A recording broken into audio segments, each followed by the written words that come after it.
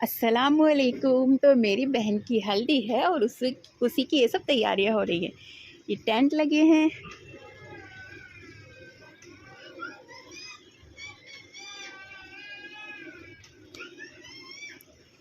क्योंकि इन्हीं से तो रौनक होती है टेंट वगैरह जब लगते हैं।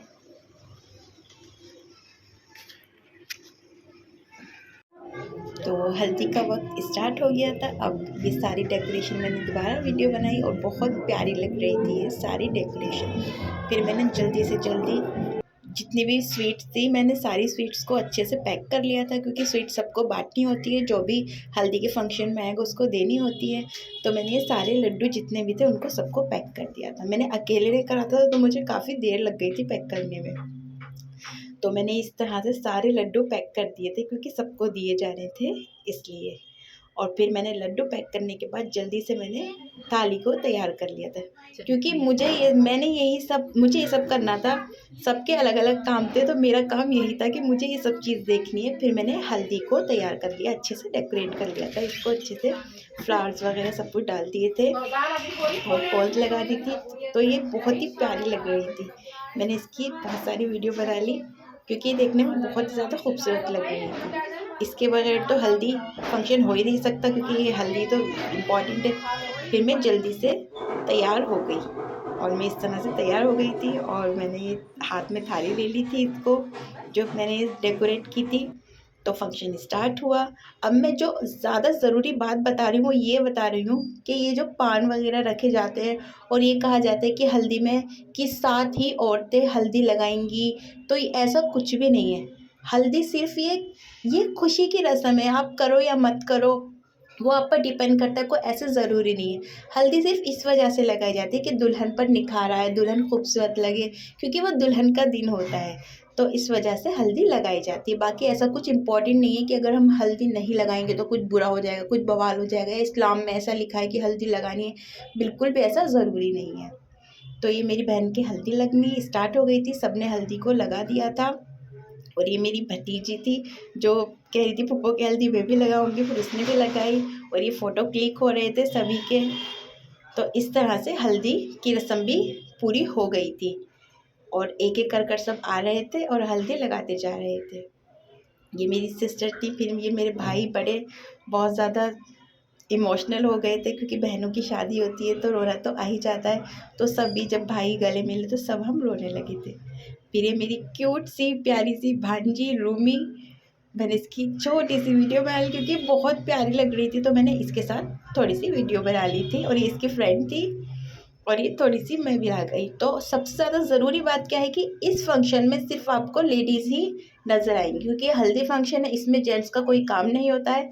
तो यहाँ पर नो एंट्री थी, सिर्फ जो खाना लाने वाले थे वो आ रहे थे, बाकी कोई नहीं आया। और ये हमारे भाई ही थे, मतलब मेरे ही सगे भाई, और ऐसे कोई अलाउ नहीं था यहाँ पर आना। मैंने पहले ही मना कर दिया था, भाई इस फंक्शन में कोई भी ऐसे बाहर का लड़का नहीं आना चाहिए। तो बस भाई वगैरह सब आ रहे थे, खाना जो भी ला रहे थे, बाकी यहाँ पर कोई भी नहीं था। फिर मैंने अपनी छोटी भांजी को दिया फ़ोन कि आप बाहर से भी थोड़ी सी वीडियो बना कर लेकर आ जाओ, क्योंकि बाहर जेंट्स थे तो मैं तो जाती नहीं वैसे। तो मैंने अपनी छोटी भांजी को भेज दिया, वो फिर उससे नहीं बनी और वो उसने ऐसी सबके पैरों की वीडियो बना ली थी। और ये खाना खा रही थी, बिरयानी बनी थी और सभी ये सब खाना खा रहे थे हमारे यहाँ पर फंक्शन में। वो बिरयानी बहुत टेस्टी हो रही थी, तो उससे वीडियो बन ही नहीं पाई, उसने जैसी तैसी वीडियो बना दी। ये कबाब का था और ये मेरे फिर भाई, फंक्शन पूरा कंप्लीट हो गया था, सारा फंक्शन ख़त्म हो गया था। तो जो बिरयानी की तेग वगैरह बच गई थी वो हमने मासूम बच्चे जो भी गली के थे उनको सबको भाई ने बांट दी थी बिरयानी, क्योंकि इतना खाना फिर वेस्ट जाता। तो इसलिए भाई ने सारे बच्चों को बुला लिया था और फिर सभी बच्चों को जो भी थे सबके, और इन बच्चों से कह दिया था कि और भी बच्चों को बुला कर लेकर आ जाओ। तो ये बच्चे आते जा रहे थे और भाई इन सबको बिरयानी दे रहे थे। और वैसे भी ये तो है ही कि अपने पड़ोस में जब खुशबू जाती है खाने की तो सबको खाना भिजवाना चाहिए ही। वैसे ही हमारे पड़ोस के बच्चे नहीं थे, बाहर के थे, बाहर एरिया के बच्चे थे, जो बच्चों को तो खुशी होती है ना फंक्शन की। तो ये आ रहे थे और फिर भाई ने इन सब बच्चों को बिरयानी दे दी थी सबको। तो कबाब मेरे फेवरेट थे, मैंने भाई से बोला तो भाई बारबेक्यू और ज़रूर होना चाहिए, तो भाई ने रखवा दिया था। फिर अगला दिन हुआ और ये मेरी बहन का जहेज़ जा रहा था। जहेज़ देते हैं, इतना ज़रूरी नहीं है, बस अपनी खुशी से जो माँ बाप देना चाहे वैसे जहेज़ नहीं देना है इस्लाम में। तो ये मेरी बहन का जहेज़ जा रहा था, मैंने उसकी भी एक छोटी सी वीडियो बना ली थी। वैसे सब नीचे ही थे लेकिन मैं जाती नहीं हूँ इस तरह से, तो मैंने ऊपर से एक छोटी सी क्लिप ले ली थी। ये सामान सब फर्नीचर वगैरह सब जा रहा था, बर्तन वगैरह जो भी जाते हैं, ये मैंने अपनी सिस्टर की मेहंदी लगाई थी और मैंने इसकी भी छोटी सी वीडियो ले ली। और ये रज़ा की दुल्हन कबूल है, आजकल यही ट्रेंड में चल रहा है, तो मैंने इसी तरह अपनी बहन के मेहंदी लगाई। और मैं बहुत ज़्यादा थक गई थी मेहंदी लगाकर, क्योंकि इन्होंने कुछ ज़्यादा ही मेहंदी लगवाई थी माशाल्लाह, तो इसलिए मैं थक गई थी और मैं बीमार भी पड़ गई थी। फिर सारा फंक्शन हो गया और अगला दिन हुआ, फिर मेरे बच्चे आ गए थे। वालेकुम अस्सलाम वरहमतुल्लाहि वबरकातुहू। आज बच्चों हम आपको बताएंगे ईमान के बारे में, ठीक है बाबू। जब हमारा ईमान पक्का होगा हर चीज़ पर, अल्लाह की हर बात पर, हमें तभी तो जन्नत मिलेगी ना। अगर हमारा ईमान ही पक्का नहीं होगा किसी भी बात पर तो हमें जन्नत नहीं मिलेगी। तो हमें पता होना चाहिए कि हमें किस किस के ऊपर ईमान रखना है, ईमान लाना है, ठीक है। ईमान हमारा मजबूत होना चाहिए, जब हमें जन्नत मिलेगी। तो सबसे पहले हम मुसलमान हैं, और मुसलमान हम कब बनेंगे? जब हमारा ईमान मजबूत होगा, हम ईमान लाएंगे, ठीक है ठीक है। तो बाबू अरकान ईमान जो है ना वो 6 हैं, ठीक है। अरकान ईमान कितने हैं? 6। सबसे पहला है अल्लाह पर ईमान रखना, ठीक है। फिर बाबू सेकंड हो गया फरिश्तों पर ईमान रखना, फिर है रसूलों पर ईमान रखना, फिर बाबू फोर्थ हो गया किताबों पर। किताब यानी कि जैसे हमारी जो हम पर किताब, हमारे प्यारे नबी की जो किताब है वो है अल्लाह की किताब। अजान हो जाए अभी, ठीक है बाबू। तो हम किस पर थे? फरिश्तों पर ईमान लाना और किताबों पर ईमान। किताब मतलब हमारे कुरान पाक जो है उस पर ईमान लाना पड़ेगा, ठीक है।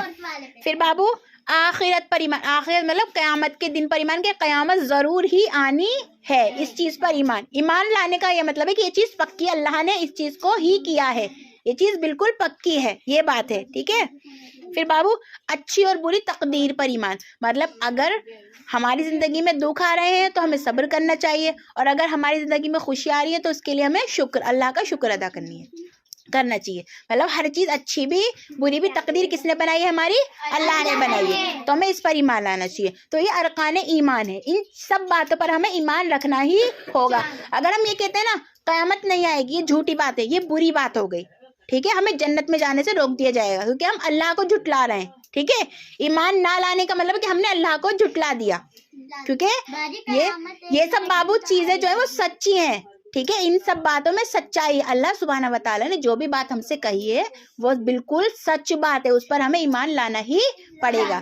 तो क़यामत का दिन भी बिल्कुल सच्चा है और वो क़यामत ज़रूर ज़रूर आनी है। हमारा कुरान पाक भी सच्चा है, जो कि अल्लाह ने प्यारे नबी पर नाजिल हुआ था कुरान पाक हमारा। फरिश्ते भी सच्चे, सारे फरिश्ते काम करते हैं, अल्लाह के काम करते हैं सारे फरिश्ते, ठीक है। हाँ वो फरिश्ते हैं। तो ये अरकान ईमान थे कितने? 6। अब कौन बताएगा मुझे अरकान ईमान? चलो रुखसार बताओ अरकान ईमान। नंबर वाइज बता, हाँ बीच में से बता सकते हो, और बता दो 6 बता दो अरकान ईमान कौन कौन से हैं, ठीक है। पहला अल्लाह पे ईमान रखना जी। दूसरा क़यामत पे ईमान रखना, हाँ कि क़यामत का दिन जरूर आएगा जी। और बाबू फरिश्तों पर ईमान रखना और रसूलों पर ईमान और किताबों पर, जैसे कुरान पाक एक किताब है, और भी तौरात इंजील और भी किताबें हैं, और अच्छी और बुरी तकदीर पर ईमान रखना, ठीक है। ये अरकान ईमान के 6 है। चलो और बताओ कौन बताएंगे? रेहान बताएंगे, रेहान। हाँ रेहान बताओ अरकान ईमान कितने हैं? बताओ कौन कौन से? अच्छे बुरी तकदीर पे ईमान जी, और अल्लाह पे ईमान जी, और क़यामत पे ईमान जी, और रसूल पे ईमान और 5 होने वाले हैं, 3-4 हुए, और फरिश्ते पे ईमान और बस लास्ट का बचा है रिहान का